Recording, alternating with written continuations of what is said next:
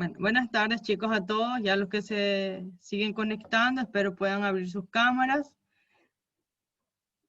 Vamos a seguir con nuestra clase, con la misma unidad que hemos venido desarrollando, que son las enfermedades que afectan al sistema hemolinfopoyético. Hoy vamos a tratar sobre la mononucleosis infecciosa o también conocida como enfermedad del beso, que yo creo que muchos de ustedes han de haber escuchado ya. Entonces ya saben, si van teniendo alguna duda, algo ustedes me dicen y yo les voy contestando. Entonces las competencias ya es a sabiendas de nosotros, ¿verdad? Los puntos principales que tenemos que abarcar en cada una de nuestras patologías. Entonces, ¿a qué nos referimos cuando hablamos de mononucleosis infecciosa o más comúnmente conocida como la enfermedad del beso? Es una enfermedad infecciosa causada en el 90% de los casos por el virus del Epstein-Barr, que pertenece a la familia de los herpes virus, y se caracteriza por fiebre, faringitis, adenopatías, linfocitosis atípica y presencia de anticuerpos heterófilos y de anticuerpos contra el virus. ¿Sí? Es decir, que produce inmunidad. En cuanto a su epidemiología, es más frecuente en niños, adolescentes y adultos jóvenes y en los grupos socioeconómicos bajos y con higiene deficiente.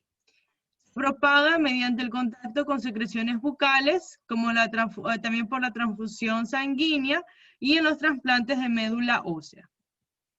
Existe un 20% de pacientes infectados con el virus que son asintomáticos, y este virus se vincula con tumores como el cáncer nasofaringio, el linfoma de Burkitt, la enfermedad de Hodgkin, en pacientes con inmunodeficiencias y en linfomas de células B.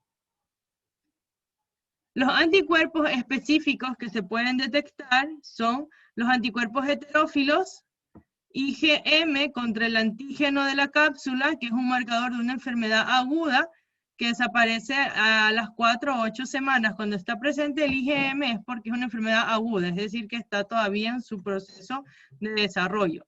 El IgG que persiste durante toda la vida, que ese es un marcador de que ya tuvimos contacto con el virus, y el anticuerpo antiantígeno nuclear del virus Epstein-Barr, que son detectables tardíamente y van a persistir durante toda la vida. Y anticuerpos frente al antígeno precoz.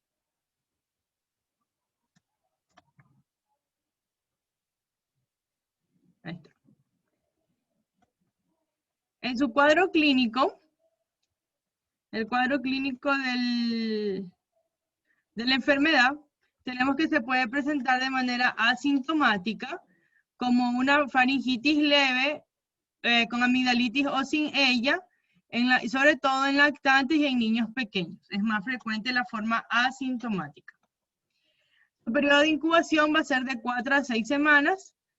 En un periodo prodrómico que se manifiesta con malestar, mialgias que preceden en 2 semanas más o menos a las fiebres cuya característica es que van a ser que se presentan por las tardes y va a alcanzar de 39.5 a 40 grados centígrados y que se acompaña de faringitis con tumefacción de las amígdalas, exudados que se asemejan a la faringitis estreptocócica. Adenopatías cervicales dolorosas, simétricas, móviles, elásticas, que no supuran ni tienen signos flogísticos y pueden ser generalizadas también.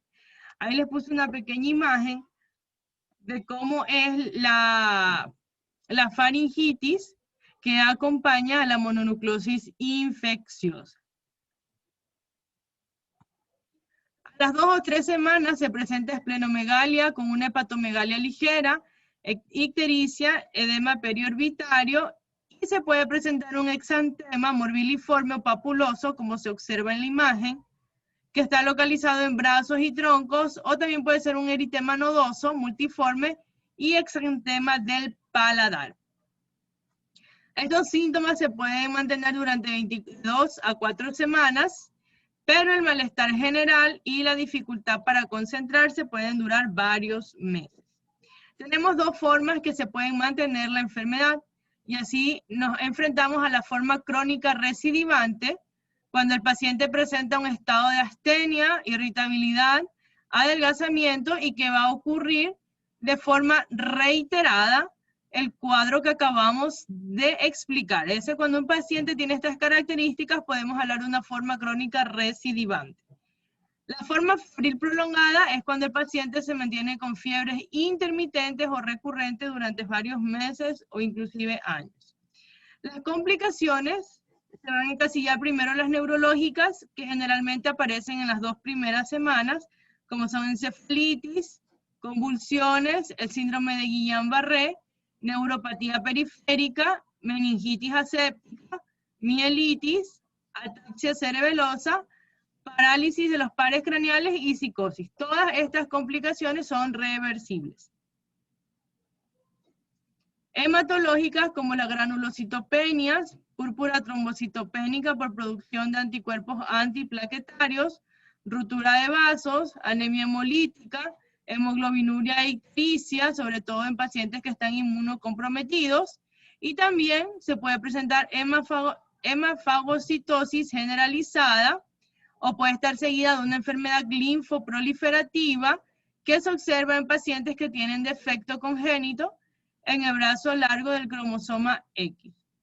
Dentro de las complicaciones respiratorias tenemos obstrucción de las vías aéreas altas por adenopatías faringias o paratraqueales, complicaciones hepáticas como aumento de las aminotransferasas que se recuperan de 3 a 4 semanas, y otras complicaciones como la gingivitis ulcerativa necrotizante y la adenitis sedada bilateral.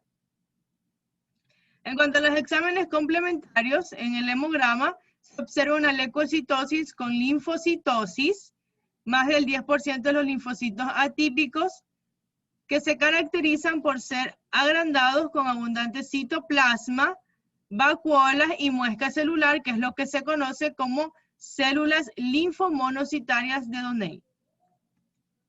Entre los linfocitos atípicos predominan los CD8, se puede encontrar leucopenia, las plaquetas pueden estar disminuidas, las aminotransferasas, fosfatasa alcalina y la bilirrubina pueden estar elevadas. Las pruebas serológicas las vamos a encaminar a los anticuerpos IgM contra el antígeno de la cápside viral, que es un marcador de la enfermedad aguda y va a desaparecer de las 4 a 8 semanas de evolución. El anticuerpo IgG, que va a estar presente ya durante toda la vida después que hemos estado en contacto con el virus.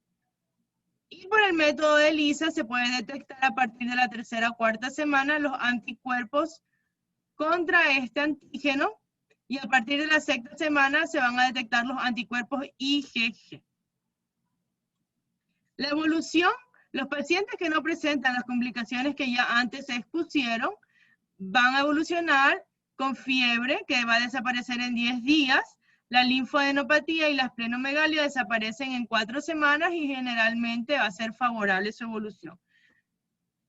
Los pacientes que presentan complicaciones pueden fallecer por rotura esplénica, por meningoencefalitis, por hiperesplenismo, y constituye el 1% nada más de todos los pacientes que presentan esta enfermedad. El tratamiento, primero vamos a orientar medidas de sostén, como son reposo, analgesia, antipiréticos. No se debe recetar aspirina por el riesgo de sangrado. Evitar excesos de actividad física durante el primer mes de la enfermedad. Acuérdense que como complicaciones tenemos la ruptura de vaso. En la mononucleosis infecciosa complicada vamos a administrar prednisona de 40 a 60 miligramos durante el día por 2 o 3 días, y luego vamos a ir disminuyendo paulatinamente hasta alcanzar el tratamiento por 2 semanas. En algunos pacientes se ha utilizado con eficacia el interferón alfa a razón de 1 a 10 unidades por kilo por vía subcutánea 3 veces por semana, o el anticuerpo conocido como el rituximab. que es conocido, de la misma familia del tocilizumab que se utiliza para el tratamiento del COVID. Entonces, chicos, la referencia es el capítulo 208 de nuestro libro. Es muy corto, muy fácil. Para el día de mañana, nosotros vamos a hablar sobre los linfomas. Si pueden ir leyendo, por favor, linfoma Hodgkin, linfoma no Hodgkin. Y para su trabajo de los viernes vamos a dejar SID, que es la coagulopatía intravascular diseminada. No sé si tengan alguna pregunta, o si no, ya si pueden abrir sus cámaras para irles tomando asistencia. Y si tienen alguna duda o algo, me van haciendo saber sin problemas.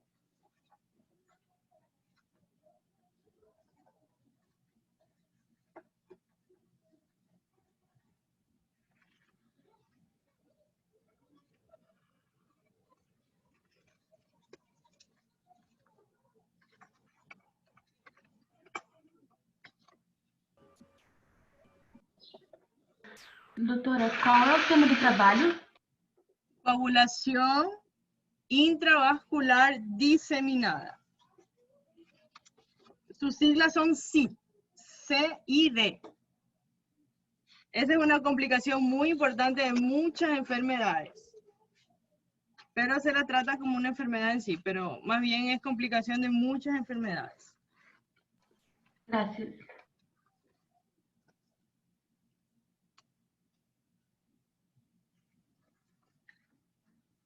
Kelly. Presente, professora. Ivaldine. Presente, doutora. Mateus. Presença. Fabiana. Presente. Valdir. Presente, prof. Karime. Presente. Jéssica. Presente. Márcio.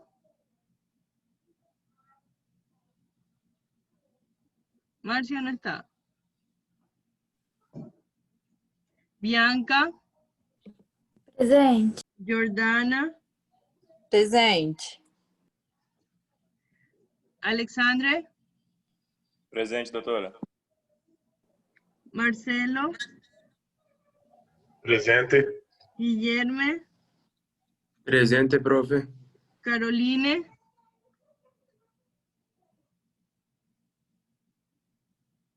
Carolina no está. Ana.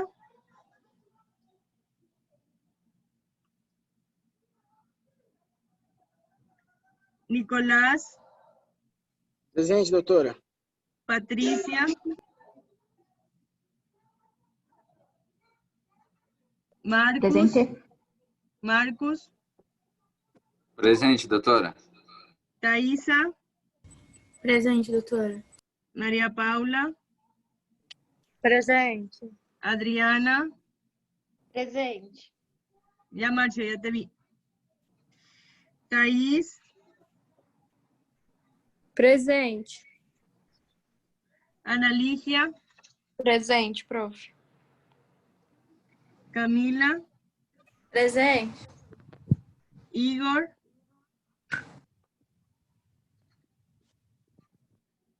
Ismael. Presente. E Isabela. Presente. Bueno, chicos, entonces, si está todo bien, si no tienen ninguna duda o alguna otra cosa ajena a la materia, los dejo para que estudien. Acuérdense del trabajo de coagulación intravascular. Y entonces mañana nos vemos para tratar los linfomas. ¿Está bien? Yo sé que están en épocas estuve revisando los horarios de parciales, estamos todos en épocas de parciales, y entonces los voy a dejar para que se puedan estudiar, ¿sí? Y puedan seguir. Sí, profe, gracias. Entonces, cuídense mucho y nos vemos. Cualquier cosa, estamos siempre en comunicación, ¿sí?